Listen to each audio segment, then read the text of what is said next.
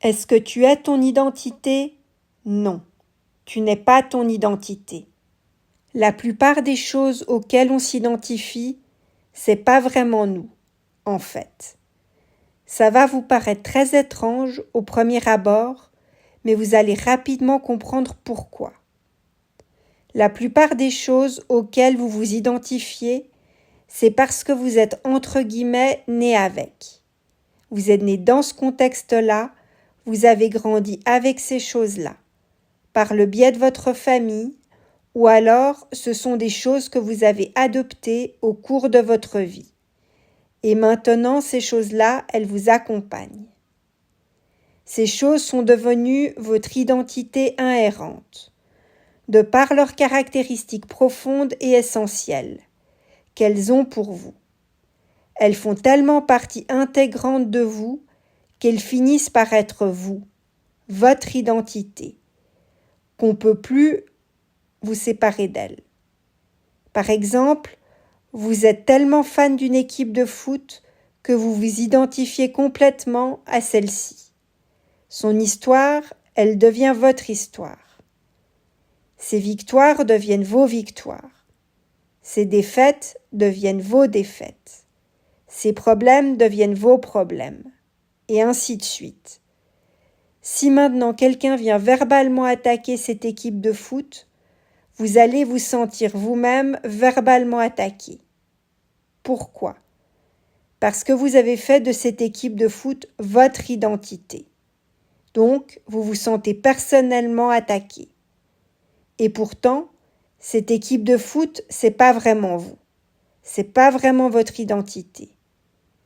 Vous vous y êtes profondément identifié, mais c'est pas votre vraie identité. Même si vous ne vivez plus que pour cette équipe, autour de cette équipe, autour de son vécu.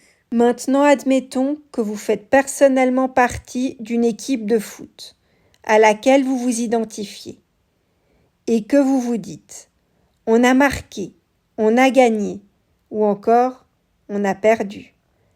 Vous parlez de cette équipe comme si elle était vous, mais en définitive, vous êtes un individu à part entière, avec une identité bien à vous, qui s'étend bien au-delà de cette équipe de foot. Pour ne prendre que cet exemple. Ça s'applique à tous les domaines. Par exemple, si vous vous identifiez si profondément à votre travail, que vous vivez littéralement pour votre travail et que pour une raison ou pour une autre, indépendante de vous, vous vous faites licencier. Vous pouvez vous sentir vide, dépossédé, avoir l'impression d'avoir perdu votre identité, ou du moins une partie de votre identité. Alors que votre identité en tant que personne, elle est toujours là. Elle est toujours la même. Votre ressenti, il provient du fait que vous vous êtes personnellement identifié à cet emploi qui était le vôtre.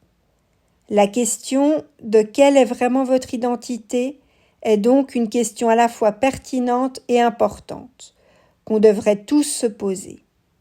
À quoi s'identifie-t-on mais quelle est vraiment notre identité? Vous avez peut-être peur de mettre de côté les choses auxquelles vous vous identifiez, parce que ça vous donne l'impression qu'il ne reste pas grand-chose, voire même rien, et que du coup vous vous demandez « mais qui suis-je » Mais c'est cependant un processus important pour comprendre qui vous êtes vraiment. Quelle est votre vraie identité? Et pas celle que vous vous êtes créée, celle que votre ego, votre moi, a créée. Si suite à un accident, vous perdiez toute mémoire, vous perdriez votre ego. Mais votre propre identité, elle existerait toujours. Vous ne disparaîtriez pas. Vous existeriez toujours. Et avec votre conscience, votre intellect, votre mentalité, avec laquelle vous êtes né, vous recréeriez un autre ego. Pour conclure, je vous invite donc à réfléchir à la question suivante. Quelle est votre identité ?